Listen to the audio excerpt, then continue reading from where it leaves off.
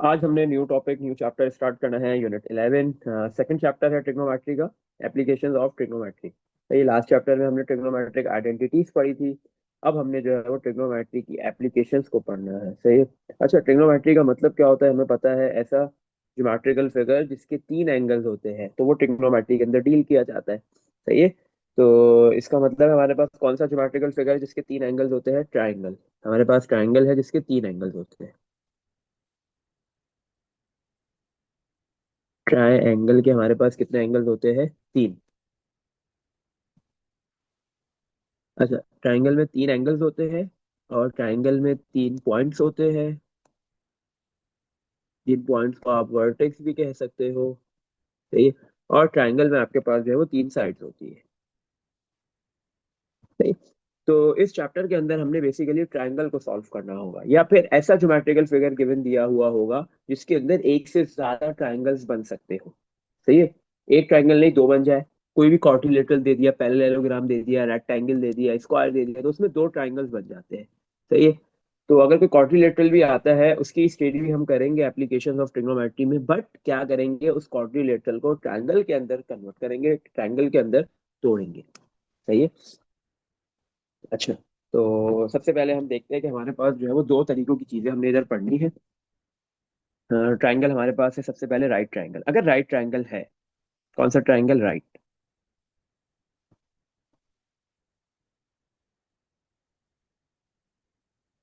सही है। Right triangle है आपके पास। आपको पता है राइट ट्रायंगल ऐसा ट्रायंगल होता है जिसका एक एंगल क्या होता है? 90 डिग्री।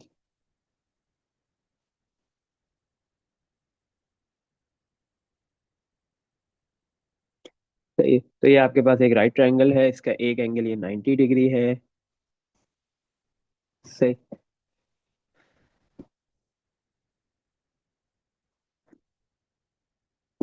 अच्छा, हमें पता है 90 के सामने वाली जो साइड होती है, 90 डिग्री एंगल के सामने वाली, वो हाइपोटेन्यूस होती है। और आपके पास बाकी जो दो एंगल्स है, इन दोनों में से एक एंगल होगा आपका थीटा। थीटा ये कौन सा एंगल होगा आपका? Working angle. थीटा कौन सा एंगल कहलाता है? Working angle. ये वो एंगल है जिसके ऊपर आप काम करोगे, वर्क करोगे, दिस इज थीटा। तो थीटा आपके पास क्या है? वर्किंग एंगल है। सही। ये वर्किंग एंगल थीटा जिस साइड पे होगा वो साइड आपके पास बेस है। वो क्या है? बेस। सही। और थर्ड साइड फिर क्या होगी? परपेंडिकुलर। सही है। अगर आपके पास थीटा, कंसिडर कर लो कि ये वाला एंगल होता, ये वाला एंगल आपके पास थीटा है, ये वाला, ये थीटा है, तो फिर ये परपेंडिकुलर नहीं होती, ये वाली साइड बेस होती और थर्ड साइड आपके पास परपेंडिकुलर होती। सही है। हम्म। अच्छा, तो अभी अगर हमारे पास राइट ट्रायंगल है और हमें इस चैप्टर के अंदर हमारे पास जो क्वेश्चंस आएंगे वो ट्रायंगल से रिलेटेड मोस्टली आएंगे। बोलेगा सॉल्व करो ट्रायंगल्स को। सॉल्व करने का क्या मतलब? हमें पता है कि ट्रायंगल के अंदर तीन एंगल्स और तीन साइड्स होती है। तो टोटल कितने एलिमेंट्स हो गए ट्रायंगल में? Six elements. सही है। सिक्स एलिमेंट्स में क्या क्या आ रहा है आपके पास? Three sides and three angles.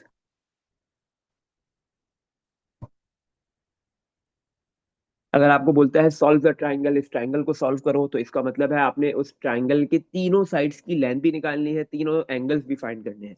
Obvious सी बात है, कुछ गिवन होगा, कोई एक साइड या दो साइड, एक एंगल, दो एंगल, इस तरह कुछ गिवन होगा और बाकी आपको निकालना होगा। टोटल छह चीजों में से तीन चीजें गिवन देगा। टोटल सिक्स एलिमेंट में से तीन एलिमेंट्स गिवन होंगे और आपको तीन फाइंड करने होंगे। सही है। तो इसको कहते हैं सॉल्व द ट्राइंगल्स। आपने ट्राइंगल को सॉल्व कर लिया। सबसे पहले आपके पास आएंगे राइट ट्राइंगल्स। अगर राइट ट्राइंगल आ रहे तो फिर हम ट्राइंगल को कैसे सॉल्व करेंगे? सही है। अच्छा, एक तो आपके पास राइट ट्राइंगल में आप क्या यूज कर सकते हो, एक चीज याद रखना, ये जो हाइपोटेन्यूस वाली साइड है ना, ये ग्रेटेस्ट साइड है। एच का मतलब आपको पता है हाइपोटेन्यूस है। ये ये ग्रेटेस्ट साइड है, ये सबसे बड़ी साइड है, होती है राइट ट्राइंगल की। सही है।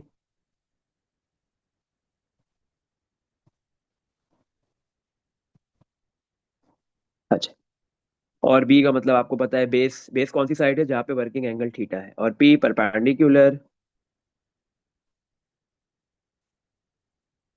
सही है। अच्छा, अगर आपके पास जो है वो राइट ट्रायंगल है तो आप एक थ्योरम यूज कर सकते हो। कौन सा आपने पढ़ा हुआ है? राइट ट्रायंगल में यूज होता है पाइथागोरस थ्योरम। ये सिर्फ कब यूज होता है? जब आपके पास राइट ट्रायंगल हो। अगर राइट ट्रायंगल है, कोई भी दो साइड्स गिवन है, राइट ट्रायंगल की थर्ड निकालनी है, आप इजीली पाइथागोरस थ्योरम यूज कर सकते हो। सही है। पाइथागोरस थ्योरम क्या कहता है? Hypotenuse square equals to base square plus perpendicular square. सही है। तो आप पाइथागोरस थ्योरम इजीली यूज कर सकते हो। बेस, हाइपोटेन्यूज और परपेंडिकुलर में से कोई भी दो साइड्स आपके पास गिवन है और तीसरी आपने निकालनी हो, तो आप direct right triangle Pythagoras theorem use करो, लेकिन शर्त है कि राइट ट्रायंगल होना चाहिए। सही है। अच्छा, एंगल के लिए क्या यूज करेंगे? ट्रिग्नोमेट्रिक रेशोज, ये भी आपने किए हुए हैं लास्ट ईयर। सही है। Trigonometric ratios,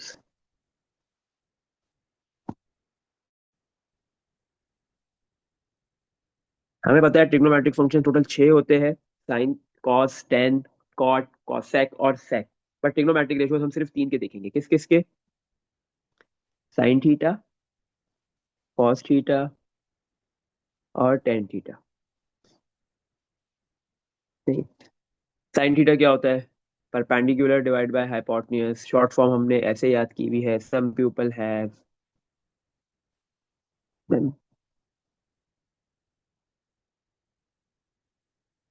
some people have. सही। सम का एस जो है वो साइन बनाएगा, प्यूपल का पी जो है वो पी बनाएगा, परपेंडिकुलर बनाएगा, हैव का एच हाइपोटेन्यूज। सही है। कॉस थीटा क्या होता है आपके पास? Base over hypotenuse. तो ये आपके पास होगा कर्ली ब्राउन हेयर। कर्ली का जो सी है वो कॉस को शो कर रहा है, ब्राउन का बी बेस को, और हेयर का एच जो है वो आपके पास हाइपोटेन्यूज को शो कर रहा है। सही। टेन का आपके पास होता है परपेंडिकुलर डिवाइड बाय बेस।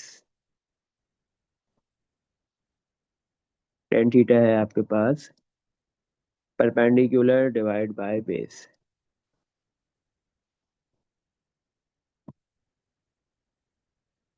इसका आपने बनाया होगा टोटल प्रिंटेड ब्लैक या टिल्टेड। ये जो भी आपके पास है, जो भी आपने शॉर्ट फॉर्म इसकी याद करने के लिए बनाई हुई है। टोटल प्रिंटेड ब्लैक, टोटल का टी टेन को शो कर रहा है, प्रिंटेड का पी परपेंडिकुलर को, और ब्लैक का जो बी है वो बेस को शो कर रहा है। सही है। तो इसकी शॉर्ट फॉर्म हो गई। तो ये ट्रिग्नोमेट्रिक रेशियोज जब यूज होंगे जब आपके पास राइट ट्रायंगल हो। सही है। तो ट्रिग्नोमेट्रिक रेशियोज के लिए आपको एंगल थीटा चाहिए जो आपका वर्किंग एंगल है, और कोई भी दो साइड चाहिए। सही है ना। अगर आपके पास एक साइड है गिवन, एक एंगल भी गिवन है, और दूसरी साइड निकालनी है, तो आप तीनों में से कोई भी रेशो यूज कर सकते हो। दो साइड्स गिवन है, एंगल निकालना है, तो भी आप तीनों में से कोई भी रेशो यूज कर सकते हो। लेकिन शर्त क्या है कि राइट ट्रायंगल होगा तो ही पाइथागोरस थ्योरम भी लगेगा और ट्रिग्नोमेट्रिक रेशोज भी लगेंगे। तो ट्रायंगल, राइट ट्रायंगल को सॉल्व करने के लिए ये दो चीजें आप यूज करोगे, ये दोनों चीजें इंप्लीमेंट करोगे। सही है। अच्छा भाई, तो ये हो गई अगर राइट ट्रायंगल है तो। अगर राइट ट्रायंगल नहीं है तो फिर कौन सा ट्रायंगल है? अच्छा, राइट ट्रायंगल नहीं है तो फिर कहलाता है ऑब्लिक ट्रायंगल्स।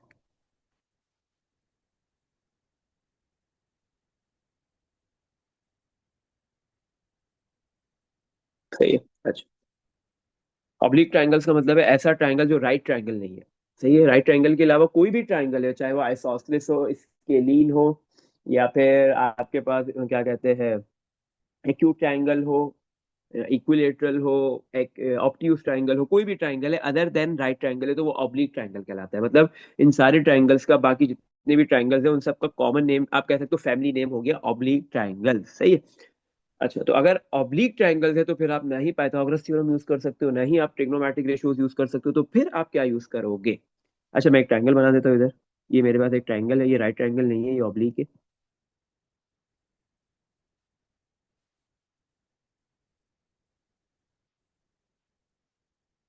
ये हो सकता है, ये इक्विलेटरल हो सकता है, कुछ भी ट्रायंगल हो, बट ये ऑब्लिक है, ये राइट नहीं है।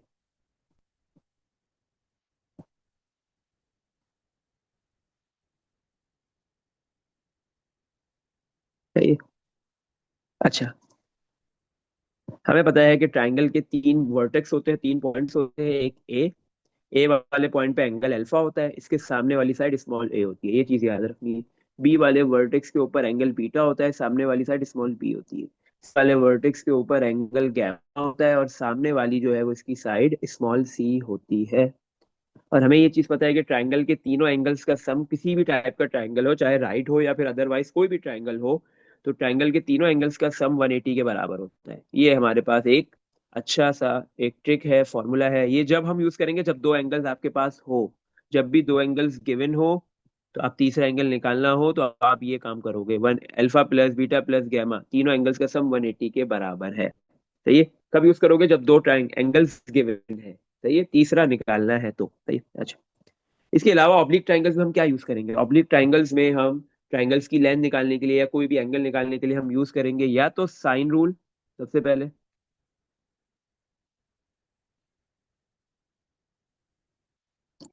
साइन रूल यूज करते हैं, या आप उसको साइन लॉ भी कह सकते हो। सही है, एक ही बात है। अच्छा, साइन लॉ क्या होता है? साइन लॉ क्या कहता है? सब दिमाग में कह रहा है, दिमाग में ये आ रहा है कि यार इसका नाम ही साइन से शुरू हो रहा है, तो इस इक्वेशन के अंदर, इस फॉर्मूले के अंदर, इस रूल के अंदर, इस लॉ के अंदर हमारे पास जो है वो सिर्फ ट्रिग्नोमेट्रिक फंक्शन साइन आएगा। बिल्कुल ऐसा ही है, साइन के अलावा कोई और ट्रिग्नोमेट्रिक फंक्शन नहीं आ सकता। अच्छा, बेसिकली ना ये रेशो होता है, सॉरी ये रेट होता है। ऊपर क्या आता है इसमें? ये बेसिकली एक फ्रैक्शन है। सही है ना? ऊपर साइड आती है, नीचे एंगल आ जाएगा, या ऊपर एंगल आ जाएगा, नीचे साइड आ जाएगी। अगर ए वाली साइड है ऊपर, तो नीचे जो है वो ए वाला, ए के ओपोजिट, ए वाली जो साइड है उसके ओपोजिट वाला एंगल कौन सा है? अल्फा, तो साइन अल्फा आ जाएगा। अगर बी वाली साइड है तो नीचे उसका ओपोजिट एंगल आएगा, साइन बीटा। और अगर सी वाली साइड है तो नीचे उसका ओपोजिट एंगल आएगा साइन के साथ गैमा, क्योंकि साइन रूल है, साइन लॉ है, तो सिर्फ साइन आएगा। सही है। तो ये तीन साइड में से कोई भी दो साइड आपके पास आप यूज करते हुए कोई भी चीज फाइंड कर सकते हो। लेकिन एक चीज समझ लो कि साइन रूल या साइन लॉ कब यूज करेंगे हम? जब आपके पास मिनिमम टू एंगल्स गिवन हो या दो एंगल्स की बात हो रही हो। सही है ना? अगर दो एंगल्स की बात हो रही है, एक गिवन है दूसरा निकालना है, तो साइन रूल यूज हो सकता है। दो एंगल्स गिवन है, सही है, तो भी साइन रूल यूज हो सकता है। अगर सिर्फ एक ही एंगल गिवन है और दूसरे एंगल को फाइंड ही नहीं करना, दूसरे एंगल से रिलेटेड कुछ काम ही नहीं है, ये एक ही एंगल निकालने को बात बोल रहा है, एक ही एंगल की बात हो रही है, तो ये या तो वो गिवन है या फाइंड करना है, तो साइन रूल नहीं लग सकता। बस इतनी सी बात याद रखनी है। सही है। अच्छा, और के फिर कैसे? और अगर साइन रूल नहीं लग सकता जहाँ पे, तो फिर क्या करेंगे वहां पे? फिर आपके पास वहां पे लगेगा कोसाइन, कोसाइन रूल पढ़ेंगे। ऑब्लिक ट्रायंगल्स और क्या लग सकता है? कोसाइन रूल या कोसाइन लॉज।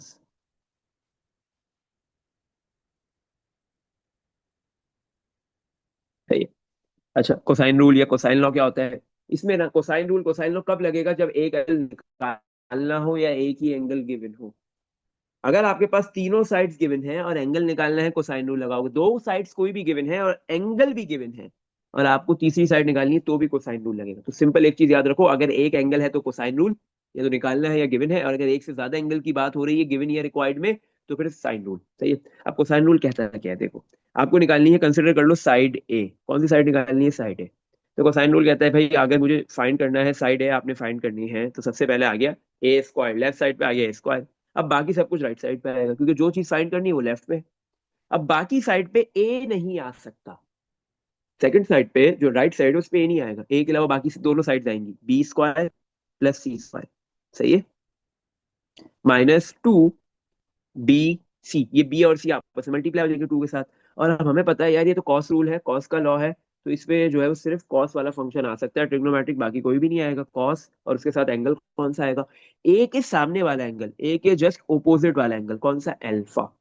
अगर आपके पास जो है वो साइड ए है, फाइंड करनी है, तो एंगल भी कौन सा होगा? अल्फा होगा। या अगर कोसाइन रूल के किसी फॉर्मूले में एंगल अल्फा है, तो इसका मतलब साइड ए फाइंड होगी, साइड ए निकलेगी, साइड ए एक साइड पे अलग होगी। सही है। तो आप ये भी कर समझ सकते हो कि ये साइन रूल में, कि अगर आपके पास बी वाली साइड गिवन है, सी वाली साइड गिवन है, और अगर आपको ए साइड फाइंड करनी है, तो जरूरी है कि बी और साइड सी के दरमियान में जो एंगल बन रहा है वो एंगल अल्फा है, ये एंगल भी गिवन होना चाहिए। सही है। तो कोसाइन रूल में आपके पास जो दो साइड्स बी और सी है जो गिवन है, उनके दरमियान वाला एंगल भी अगर गिवन है, तो इजीली आप जो है वो कोसाइन रूल यूज करते हुए थर्ड साइड फाइंड कर सकते हो। सही है। अच्छा, इसी तरह और क्या बन सकता है इसका? अगर बी निकालना हो, तो B square equals to A square plus C square -2ac cos, और बी के सामने वाला ऑपोजिट एंगल है कॉस बीटा। अगर सी निकालना हो, तो C square equals to A square plus B square -2ab cos gamma. सही है। तो ये आपका हो गया कोसाइन रूल और साइन रूल। सही है। तो आपके पास जितने भी ऑब्लिक ट्राइंगल्स के क्वेश्चन है, या तो वो साइन से हो जाते हैं या फिर कोसाइन से हो जाते हैं, या दोनों से हो जाते हैं। लेकिन इसके अलावा एक और रूल भी है, टेंजेंट रूल, टेंजेंट लॉ, वो हम जो है वो जब एक्सरसाइज करेंगे इसकी तो उस वक्त देखेंगे। सही है, उसका सिर्फ एक ही सवाल है, वो उसी वक्त करेंगे। बाकी टेंजेंट रूल से, टेंजेंट लॉ से कोई भी क्वेश्चन नहीं करना, इजीली इनसे हो जाते हैं। सही है, तो ये एक छोटा सा इसका इंट्रोडक्शन हो गया। सही है कि हम ऑब्लिक ट्राइंगल्स को कैसे सॉल्व करेंगे, हम जो है वो राइट ट्राइंगल्स अगर हमारे पास आएगा तो हम उसको कैसे सॉल्व करेंगे। सही है, चलो अब हम स्टार्ट करते हैं एक्सरसाइज 11.1 जिसमें हमारे पास राइट ट्राइंगल्स है। सही है, और फिर 11.2 के अंदर हमारे पास ऑब्लिक ट्राइंगल्स है अदर देन राइट ट्राइंगल्स है। आ जाते हैं सबसे पहले हम 11.1 के ऊपर।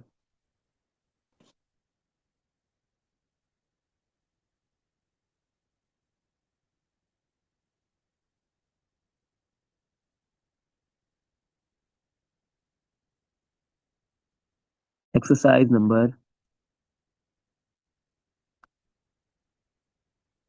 11.1।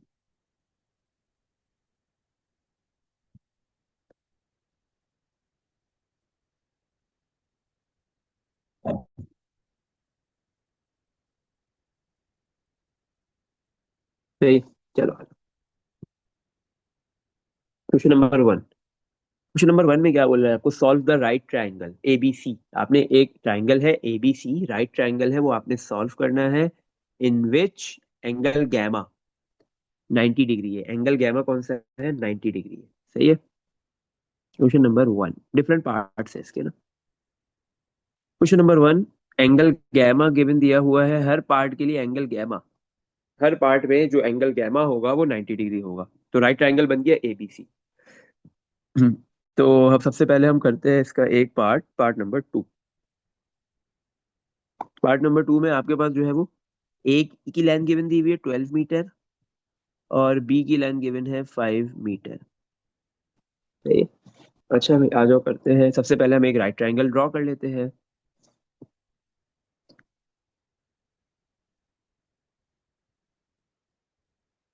तो ये हमने क्या किया, सबसे पहले एक राइट ट्रायंगल ड्रॉ कर लिया। तो ये हमारे पास बन गया। अच्छा, इसने बोला एंगल गैमा 90 डिग्री, ये वाला एंगल 90 है। हम्म, ये एंगल आपका क्या है, 90 डिग्री है। सही, तो ये हमारा गैमा एंगल हो गया। हम्म, तो ये वाला आपका पॉइंट होगा सी, और इसके सामने वाली जो साइड होगी वो स्मॉल सी होगी। सही। अच्छा, इसके अलावा हमारे पास अगर मैं ये वाला पॉइंट ए ले लूं तो ये वाला एंगल होगा अल्फा।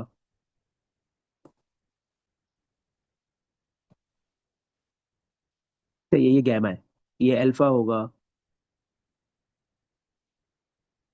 सही। और इसके सामने वाली साइड जो है वो आपके पास स्मॉल ए होगी। सही है। थर्ड पॉइंट मैंने ले लिया बी, तो ये वाला एंगल आपके पास होगा बीटा, और उसके सामने वाली साइड आपके पास कौन सी होगी, स्मॉल बी। ये बन गया एक राइट ट्राइंगल। सही है।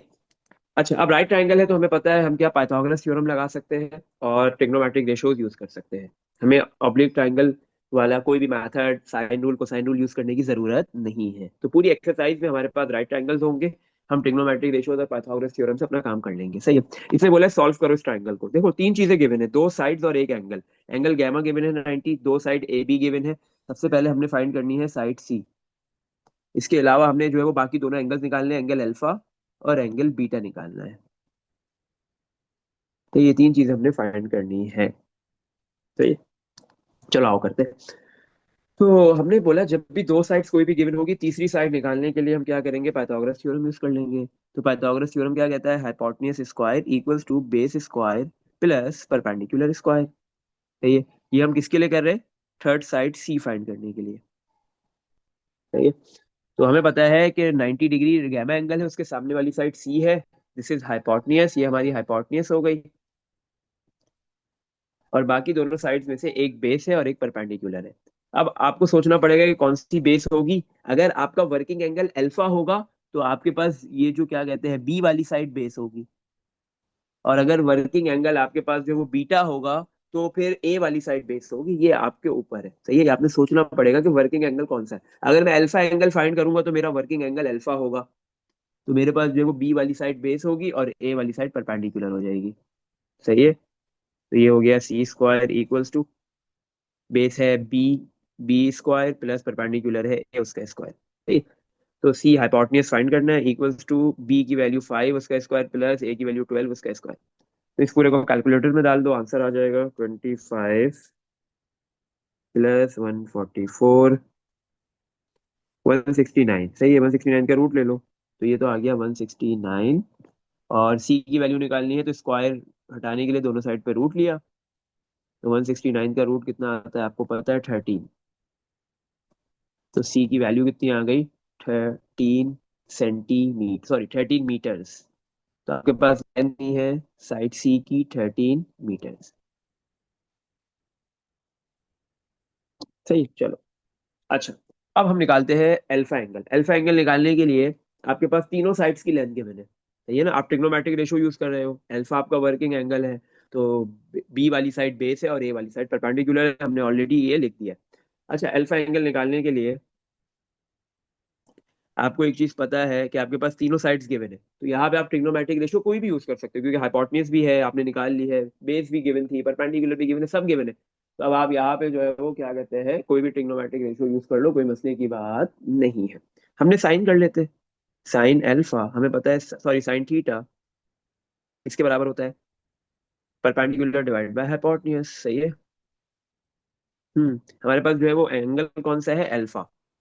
सही है, साइन थीटा की जगह हम क्या लिख देंगे, alpha equals to perpendicular, perpendicular की जगह पे आएगा ए डिवाइड बाय हाइपोटेन्यूज में सी। ए की क्या वैल्यू है, 12 डिवाइड बाय हाइपोटेन्यूज है सी 13। सही है। अच्छा, तो हमें अल्फा फाइंड करना है, साइन दूसरी साइड पे जाके साइन इनवर्स 12/13 हो गया। तो एंगल निकाल लो, अल्फा निकाल लो, 12/13 sine inverse of this angle 67.38 degree. ये आपके पास जो है वो अल्फा वाला एंगल आ गया। सही। अच्छा भाई, ये तो हो गया, फिर अब आगे क्या करना है। अब हमने तीसरी चीज फाइंड करनी है, एंगल है, वो भी एंगल है बीटा, क्योंकि गैमा एंगल गिवन था, अल्फा हमने निकाल लिया, दो साइड ए भी गिवन थी, सी हमने फाइंड कर ली। अब सिर्फ क्या निकालना है, बीटा एंगल। देखो, दो एंगल्स जब भी गिवन हो ना, तो सिर्फ एक ही चीज दिमाग में आनी चाहिए तीसरा एंगल निकालने के लिए, कि तीनों एंगल्स का सम 180 के बराबर है। तो आपने बोला कि अब मैं जो ये बीटा एंगल निकालूंगा या निकालूंगी, तो मैं alpha plus beta plus gamma equals to 180 के मेथड से निकालूंगा। सही है। मुझे कोई भी जो है वो यहाँ पे ट्रिग्नोमेट्रिक रेशियो यूज करने की नीड नहीं है, सही है, या कोई भी फॉर्मूला यूज करने की और कोई जरूरत नहीं है, क्योंकि सबसे इजीएस्ट मेथड यही है। तो अल्फा की वैल्यू आ गई 67.38, प्लस बीटा आपके फाइंड करना है, गैमा आपको पता है 90 है, इक्वल्स टू 180। तो 67.38 प्लस 90 कर दो। सही है, तो बीटा प्लस 157.3 इक्वल्स टू 180। तो बीटा इक्वल्स टू, प्लस का है ये 157.3, दूसरी साइड पे जाके माइनस हो जाएगा, 157.38। सही है। अच्छा, तो 180 माइनस दिस, तो आपके पास बीटा वाला एंगल आ गया। बीटा वाला एंगल आ गया 22.62 डिग्री। तो ये 61 आ रहा है, राउंड ऑफ करके आप 62 लिख सकते हो। सही। आपने देखो तीन चीजें इधर फाइंड कर ली, और तीन आपके पास गिवन थी, तो ट्राइंगल के छह एलिमेंट्स आ गए, तो ट्राइंगल सॉल्व हो गया। तो इस तरीके से ट्राइंगल को सॉल्व किया जाता है। सही। चलो, अब इसके बेटा जो बाकी पार्ट्स है, पार्ट नंबर 1 और पार्ट थर्ड बिल्कुल ऐसे ही होंगे। पार्ट 1 के अंदर भी दो साइड्स गिवन है, तीसरी निकालनी है, और पार्ट थर्ड के अंदर भी दो साइड्स गिवन है, तीसरी निकालनी है, और एक एंगल गैमा तो सब में गिवन है 90 डिग्री, बाकी निकालना है। चलो, अब हम करते हैं एक पार्ट नंबर 4, 5, 6 में से कोई एक पार्ट करते हैं। सही है। कौन सा पार्ट करेंगे, कोई भी कर सकते हैं, एक काम करते हैं हम 6 पार्ट करते हैं, पार्ट नंबर 6। सारे सेम ही है, सही।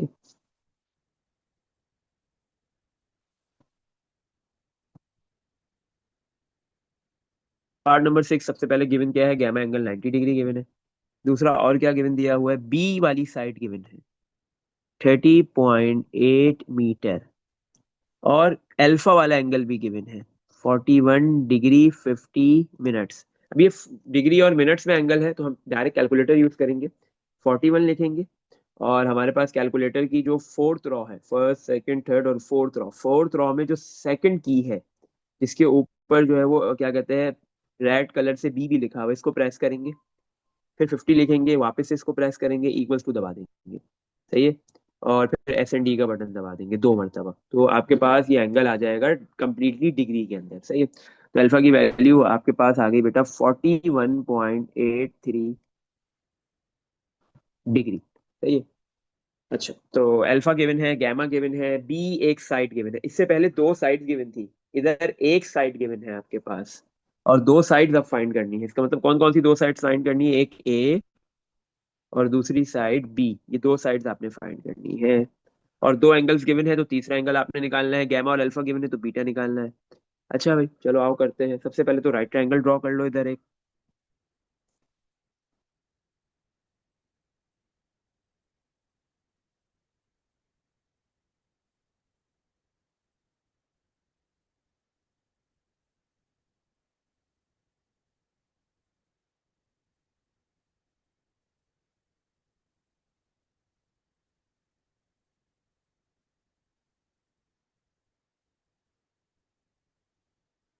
ये आपने एक राइट ट्रायंगल बना लिया। सही है। आपको पता है कि एंगल गैमा 90 डिग्री है, तो आपने बोला ये रहा आपका एंगल गैमा। 90 डिग्री एंगल ये ना, दिस इज एंगल गैमा। सही है, ये एंगल गैमा है आपके पास। सही। तो ये वाली साइड हो, ये पॉइंट हो गया सी, इसके सामने वाली साइड स्मॉल सी है। ये वाला पॉइंट आपने ए ले लिया, तो ये एंगल अल्फा होगा। इसके सामने वाली साइड स्मॉल ए है। और थर्ड पॉइंट बी है, तो उसके सामने वाली साइड स्मॉल बी है। और ये एंगल आपके पास बीटा है। सही। अच्छा भाई आ जाओ।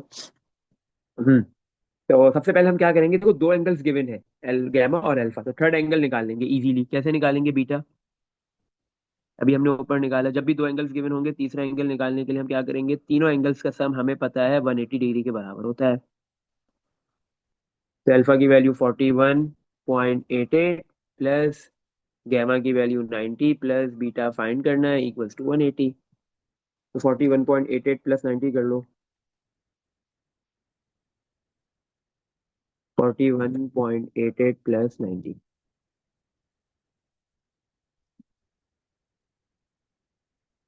ओके, 131.88। तो बीटा इक्वल्स टू, ये प्लस का है, 180 के पास जाके माइनस का हो जाएगा। तो बीटा की वैल्यू आ गई आपके पास 180 माइनस आंसर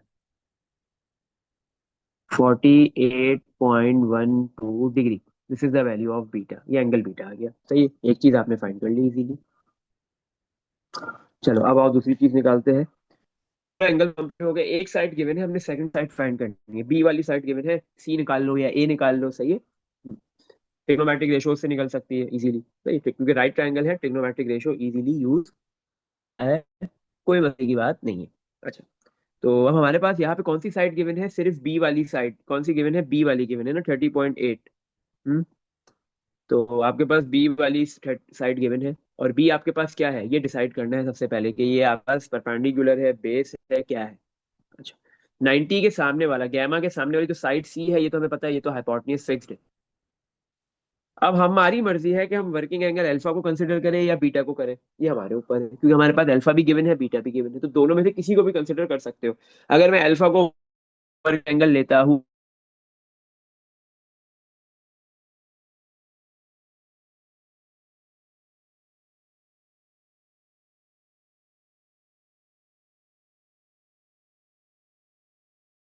तो घूम जाएगा। सही है।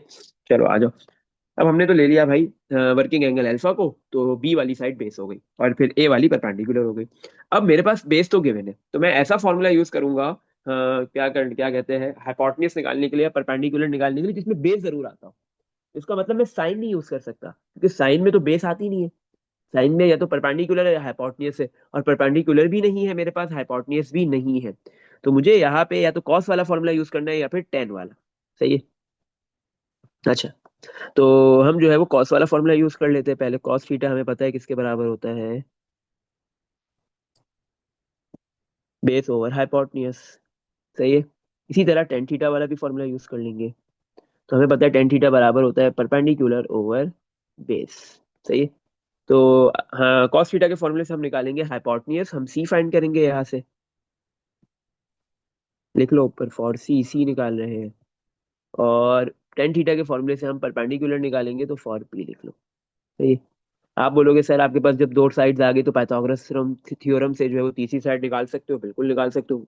10 नहीं लगाना, पाइथागोरस थ्योरम लगाना है, आपकी मर्जी है। सही, आंसर सेम आएगा, आंसर में कोई फर्क नहीं पड़ेगा। अच्छा, तो हमारे पास जो है वो हमने क्या फाइंड करना है, कॉस थीटा हमारे पास है अल्फा, क्योंकि वर्किंग एंगल अल्फा है, बेस बी डिवाइड में हाइपोटेन्यूज सी। तो C equals to B divide by cos alpha. और बी की वैल्यू कितनी गिवन है हमें, 30.8। 30.8 डिवाइड में कॉस अल्फा कितना है, अल्फा भी गिवन दिया हुआ है 41.833। सही, तो इधर से आपके पास जो है वो साइड सी की लेंथ आ जाएगी, 30.8 divide by cos 41.833।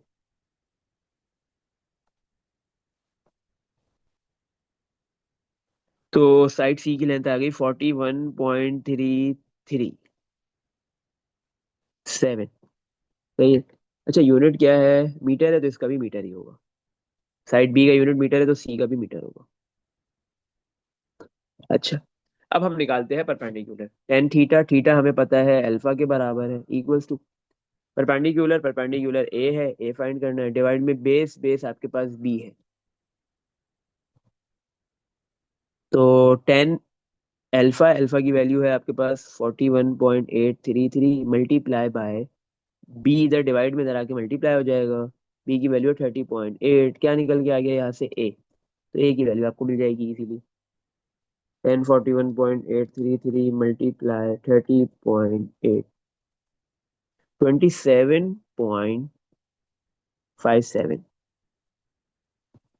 Metre. This is the value of length of side length A. सही है। तो आपने क्या किया, ए की भी लेंथ निकाल ली, सी भी फाइंड कर लिया, बीटा एंगल भी फाइंड कर लिया, तीन चीजें गिवन थी, तीन आपने निकाल ली, तो ये इजीली आपने इस ट्रायंगल को सॉल्व कर लिया, ये पार्ट भी हो गया।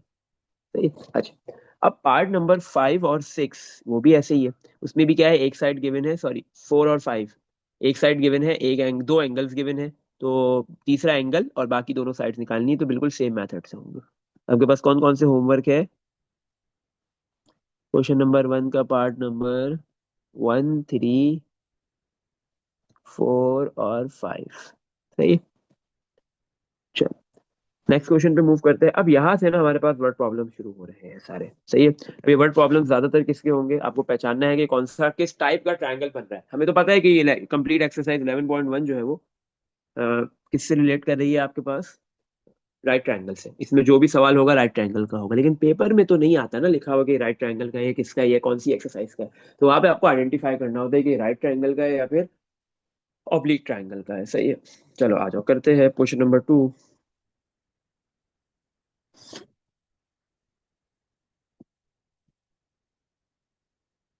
क्या बोला, वर्टिकल स्टिक 16 मीटर लॉन्ग। आपके पास एक वर्टिकल स्टिक है जिसकी लेंथ कितनी है, 16 मीटर।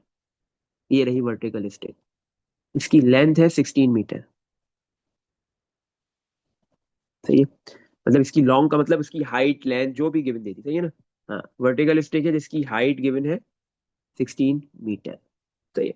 अच्छा, आगे क्या बोल रहा है, कास्ट अ 12 सेंटीमीटर लॉन्ग। एक मिनट, यहाँ पे ना कुछ मिस्टेक है, यूनिट में आई थिंक मिस्टेक है। ये 16 मीटर है, या चेक करो, या 16 सेंटीमीटर है, या 12 के साथ मीटर है, या 12 के साथ सेंटीमीटर है, क्योंकि दोनों के सेम यूनिट होगा, डिफरेंट नहीं हो सकता। अच्छा, लेकिन इन क्वेश्चंस को करने से पहले हमने एक चीज और पढ़नी पड़ेगी। वो क्या है, आपने पढ़ी भी है पहले। अच्छा, एंगल ऑफ एलिवेशन का कॉन्सेप्ट और एंगल ऑफ डिप्रेशन का कॉन्सेप्ट। सही। अच्छा, आपके पास ये एक ऑब्जेक्ट है,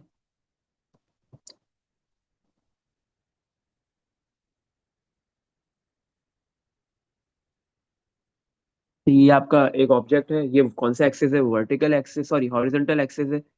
इसको आप एक्स एक्सिस भी कह सकते हो, हॉरिजॉन्टल एक्सिस।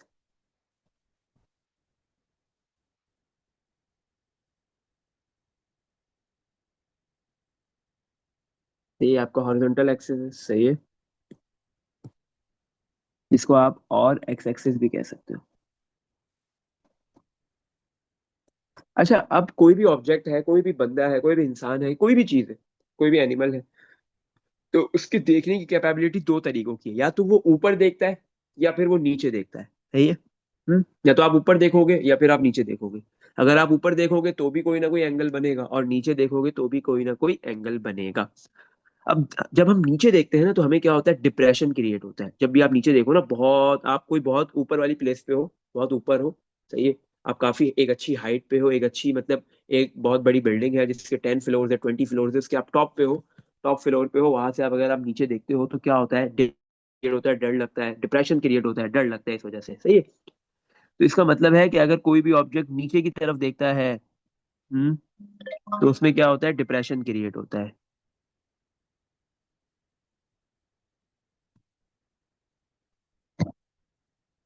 सही है।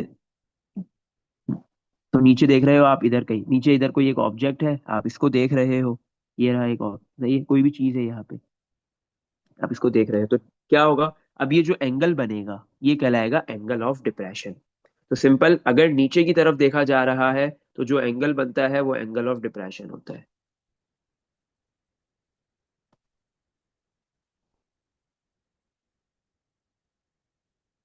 सही है। अच्छा, दूसरा ऑप्शन क्या था, कि अगर आप नीचे नहीं देखते, आप कहाँ देखते, ऊपर देखते। सही है। ये भी तो है ना, पॉसिबिलिटी है ना, आप ऊपर देखो। तो अब जो एंगल बनेगा वो कहलाएगा, आपके पास ये वाला जो एंगल है ये कहलाएगा एंगल ऑफ एलिवेशन। सही है।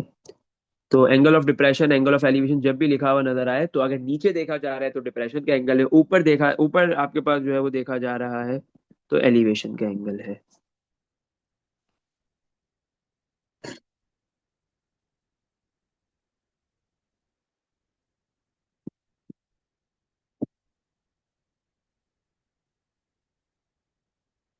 सही है। तो ये हो गया आपका एंगल ऑफ एलिवेशन। सही। अच्छा, एंगल ऑफ डिप्रेशन की बात हो गई, एंगल ऑफ एलिवेशन की बात हो गई, लेकिन एक चीज याद रखना, ये दोनों एंगल्स है, एंगल ऑफ एलिवेशन हो या एंगल ऑफ डिप्रेशन हो, ये बनते कब है, किसके साथ बनते हैं, हॉरिजॉन्टल एक्सिस के साथ, एक्स एक्सिस के साथ बनते हैं। जब कोई भी पर्सन, कोई भी ऑब्जेक्ट ऊपर देखता है, और तो एक्स एक्सिस के साथ जो एंगल बनता है उसको एलिवेशन कहते हैं। कोई भी ऑब्जेक्ट, कोई भी बॉडी जब नीचे देखती है, तो उसका जो एंगल बनता है एक्स एक्सिस के साथ, तो वो कहलाता है डिप्रेशन एंगल। सही है, एंगल ऑफ डिप्रेशन। सही, चलो। अब हमने जो है वो क्वेश्चंस की तरफ बढ़ना है, तो हमारे पास जो है क्वेश्चन नंबर टू में क्या है।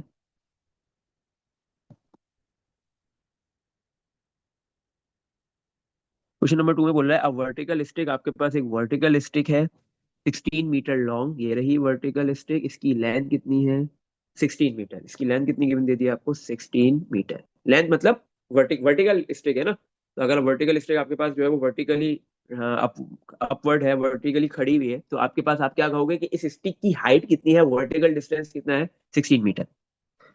अच्छा, अब या तो सेंटीमीटर है या मीटर है, दोनों यूनिट सेम है, तो हम एक काम करते हैं, दोनों यूनिट्स मीटर ले लेते हैं। सही है। अब वो क्या करे, cast a shadow, cast a 12 metre long shadow, तो उसका एक शेडो बन रहा है, शेडो मतलब साया, प्रोजेक्शन बन रही है। सही है। कोई भी वर्टिकल चीज होती है तो उसका शेडो कहाँ बनता है, ओपोजिट साइड पे, ओपोजिट, 90 डी परपेंडिकुलरली बनता है। सही है। वर्टिकल के ओपोजिट क्या होता है, हॉरिजॉन्टल, हॉरिजॉन्टल के ओपोजिट क्या होता है, वर्टिकल। तो अगर कोई भी चीज हॉरिजॉन्टली है तो उसका शेडो बनेगा वर्टिकल पे, वर्टिकली है तो उसका शेडो बनेगा हॉरिजॉन्टल पे। सही है। तो ये बन रहा है इसका शेडो। शेडो कितना बन रहा है, ये हॉरिजॉन्टल शेडो बन रहा है 12 मीटर। सही है। अच्छा, तो आपको क्या बोल रहा है, फाइंड करने को बोल रहा है, find the angle of elevation of the sun. तो आपका सन से कितना एंगल ऑफ एलिवेशन, क्योंकि ये एंगल ऑफ एलिवेशन निकालना है, ठीक है, निकालना है। सही है। मतलब आप एलिवेशन, अब आपको पता है सन से एंगल ऑफ एलिवेशन कितना बनेगा वो निकालना है, तो सन ऊपर है, कोई भी चीज होगी तो सन को देखेगी, तो नीचे से ऊपर की तरफ देखा जा रहा है, मतलब ऊपर देखा जा रहा है, तो एंगल ऑफ एलिवेशन बन जाएगा। तो अब हमें यही एंगल ऑफ एलिवेशन फाइंड करना है। सही है, क्योंकि शेडो किस वजह से बन रहा है, आपके पास जो स्टिक है उस स्टिक के ऊपर जो है वो सन की लाइट पड़ रही है, तो उस स्टिक का जो है वो शेडो बन रहा है हॉरिजेंटली। सही है। अगर सन की लाइट नहीं होगी या कोई भी लाइट नहीं होगी, बिल्कुल आपके पास जो है वो क्या कहते हैं, अंधेरा होगा, तो फिर शेडो नहीं बनेगा। सही है, बनेगा लेकिन नजर नहीं आएगा, तो नजर नहीं आएगा तो इसका मतलब नहीं बन रहा। सही है। तो आपको ये एंगल ऑफ एलिवेशन निकालना है, ये फाइंड करना है।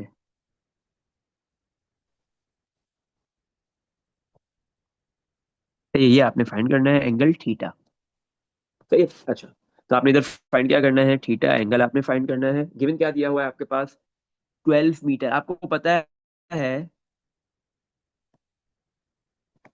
कि ये वाला जो एंगल है ये 90 डिग्री है। क्यों? क्योंकि वर्टिकल और हॉरिजॉन्टल के दरमियान में 90 डिग्री का एंगल बनता है, ये परपेंडिकुलर होते हैं। सही है, तो परपेंडिकुलर है, राइट ट्रायंगल बन गया, एंगल 90 डिग्री बन गया। तो आपको समझ में आ गया कि यहाँ पे आप जो है वो ट्रिग्नोमेट्रिक रेशियोज यूज कर सकते हो। 90 डिग्री के सामने वाली साइड हाइपोटेन्यूज होती है। सही है, एंगल थीटा जिस साइड पे वो बेस होगी, और जो 16 है वो परपेंडिकुलर है। तो आपके पास बेस गिवन है 12 मीटर, परपेंडिकुलर गिवन है 16 मीटर। आपने थीटा एंगल फाइंड करना है। परपेंडिकुलर और क्या कहते हैं बेस दोनों गिवन है। एंगल निकालने के लिए सिर्फ एक ही ट्रिग्नोमेट्रिक आइडेंटिटी यूज होगी और वो है tan theta. Perpendicular divide by base, perpendicular की वैल्यू 16 डिवाइड बाय बेस 12। तो 16 डिवाइड बाय 12 अगर आप करते हो कैलकुलेटर से तो 4/3 आ जाएगा, कैंसिल आउट होके। हमें थीटा फाइंड करना है, तो थीटा टेन दूसरी साइड पे जाके टेन इनवर्स 4/3। तो टेन इनवर्स 4/3 कर लेंगे, तो 53.13 डिग्री, इतना एंगल ऑफ एलिवेशन बनेगा।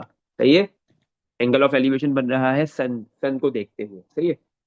अच्छा, तो the angle of elevation is, हम अब जब वर्ड प्रॉब्लम आएगा ना तो एंड में रिजल्ट जरूर लिखेंगे। The angle of elevation is 53.13 degree, ये हमारा आंसर हो गया। चलो सही है। तो आज हम जो है वो इस टॉपिक को यहीं तक रखेंगे। कल की क्लास में हम जो है वो इसको कंप्लीट करेंगे। बाकी जो इसके तकरीबन 6 और वर्ड प्रॉब्लम्स हैं वो सारे करके इस एक्सरसाइज को हम कल खत्म करेंगे।